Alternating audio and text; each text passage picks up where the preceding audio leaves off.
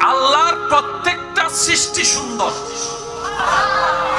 মনে রাখবেন আজকে একটা কথা, আপনি দেখতে কেমন?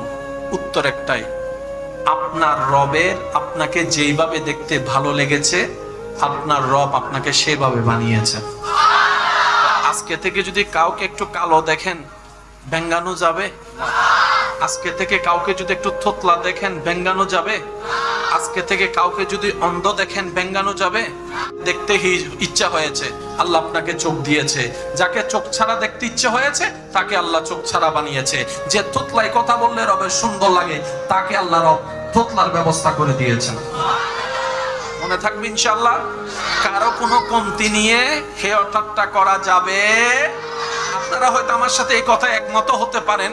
আপনাদের এলাকায় দেখেছেন কিনা আমি জানি না, একটু যদি মনে করেন আপনারা বলতে পারেন। অনেক মানুষ আছে